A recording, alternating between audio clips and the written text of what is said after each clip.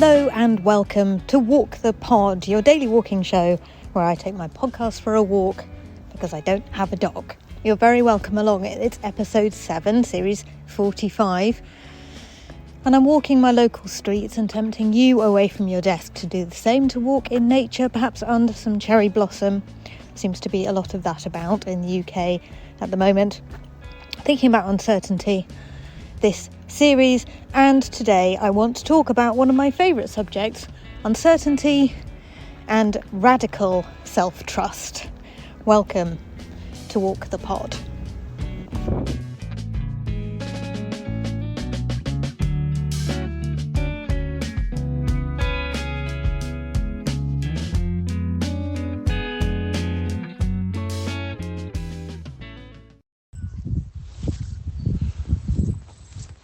I'm actually on a walk, but I'm not doing episodes at the moment, as you know. A few random thoughts about uncertainty. Perhaps there are 3. I'll probably have forgotten the third one by the time I get there. The first one is that, as you've heard me say many a time, one of the ways we try to reduce the uncertainty in life is to create what I call maps of the future. And sometimes happenstance breaks those maps, rips them up, prevents us from believing in them anymore, and that makes us feel uncertain. But it's important to remember that the maps themselves were never more really than crutches to make us feel that we could see where we were going, even when we couldn't, because nobody ever can. As somebody once said, nobody has any idea what's going on any of the time. So that's number 1. Number 2 would be that sometimes, this is apropos your point about uncertainty and joy, the phenomenon of feeling that you're in a sort of comfort zone, everything's going swimmingly, you've got it made, is surprisingly often accompanied by a feeling of dissatisfaction. And very often at that moment we do something that unsettles our life, that deliberately smashes whatever map it is that we've made for ourselves, because it gets quite tedious to be able to see exactly where we're going all the time. So that's the second.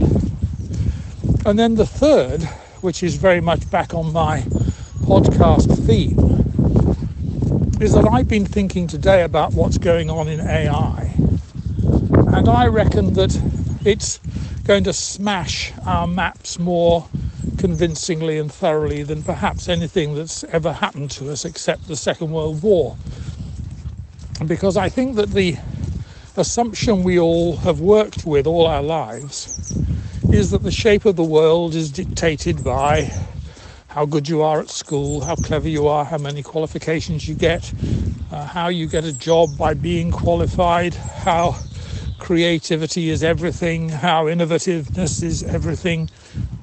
And I can quite see that that's shaped our worldview.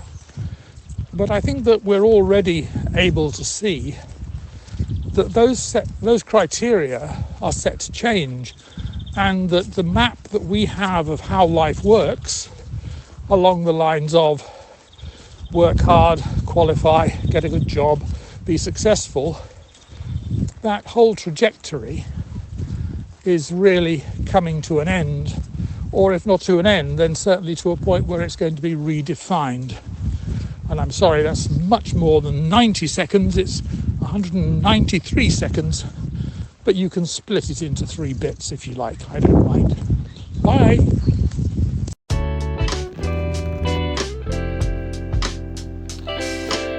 Thank you, Dad. My dad there, talking about how the world is going to change because of AI. I think it is. I think one of the ways it's going to change is that we will have to work less, which is going to be wonderful when we get there. The first bills about 4-day weeks due to the efficiencies of using artificial intelligence are just popping up in America. So maybe we'll all have to work less in the future in terms of how many days we're expected to be in the office. And about time too. yes, very, very interesting. And the points you make, Dad, about how we make a map for ourselves in terms of what's going to happen in the future, and then we use that as a sort of crutch to make ourselves feel better, sort of feeds into what I want to talk about today, which is radical self-trust. I think uncertainty is distressing because ultimately we don't trust that we can get through it. We don't trust that we ourselves are capable of getting through it, And so if we can engender a sense of radical self-trust within ourselves, then the uncertainty is not quite so threatening, because if I trust that I will get through this period of uncertainty and I will get through it well and I will thrive in the new normal, not easy to do, but if I can do that, then uncertainty doesn't strike me as quite so worrying. And as Sam was saying yesterday, maybe we could even flip it and see it as an opportunity. Now, this might seem like a particularly obnoxious gung-ho attitude, and indeed it will seem like a particularly obnoxious gung-ho attitude to many people, but I think it is simply a sort of segmentation of people and how they think about things, whether they find it obnoxious or actually quite reassuring. I started making this podcast in November 2020, when I didn't have very much of a clue what was going to happen to me in terms of whether I could survive, whether I was going to get a job that I liked, how I was going to navigate a period of significant uncertainty in my life. And I'm entering into a period of a little uncertainty in my life now, and I have to reassure myself and remind myself that when I had that period of much bigger uncertainty in 2020, I got through it.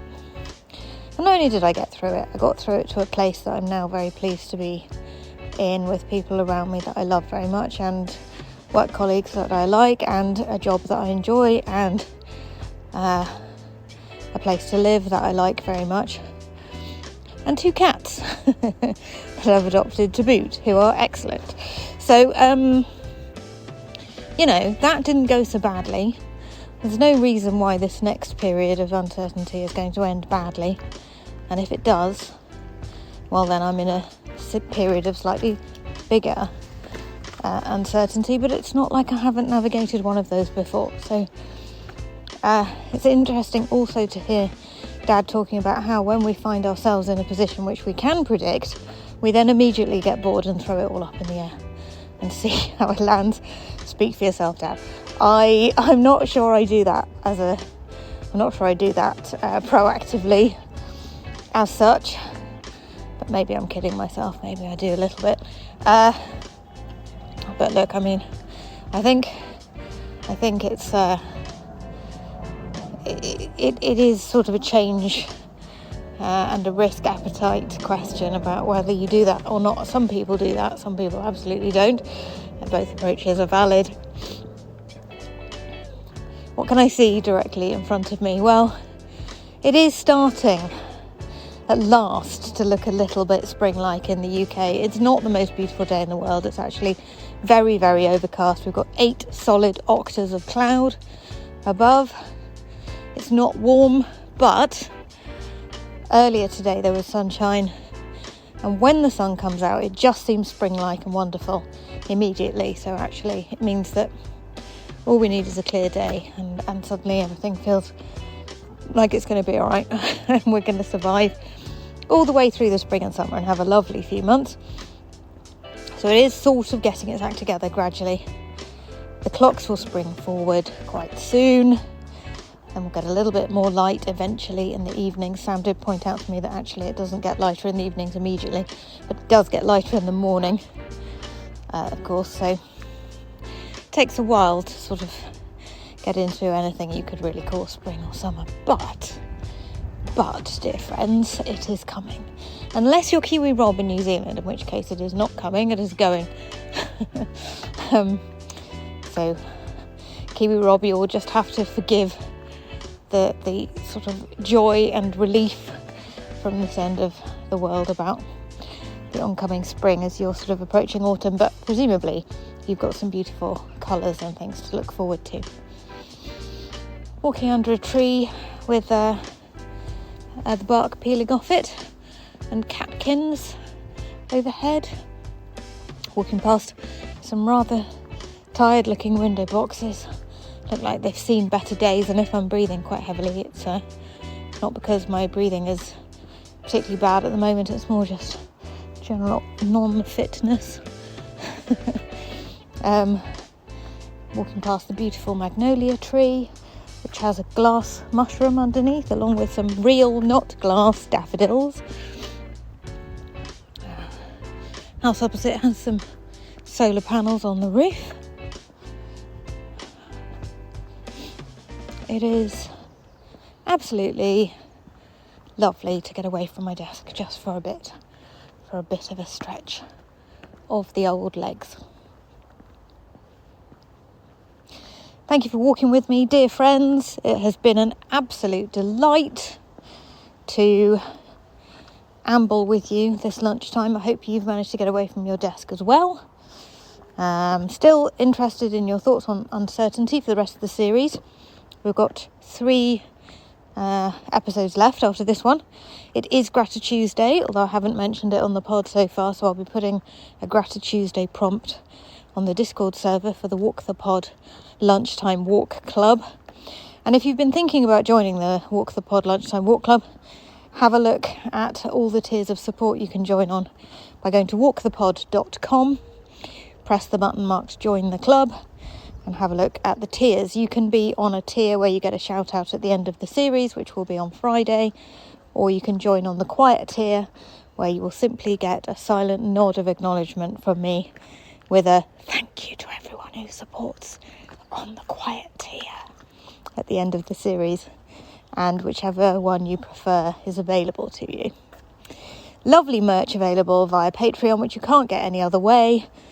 Stickers and woven patches of the show's artwork designed by Tristan Mitchell of the Bigfoot Studio in Cornwall in the southwest of England.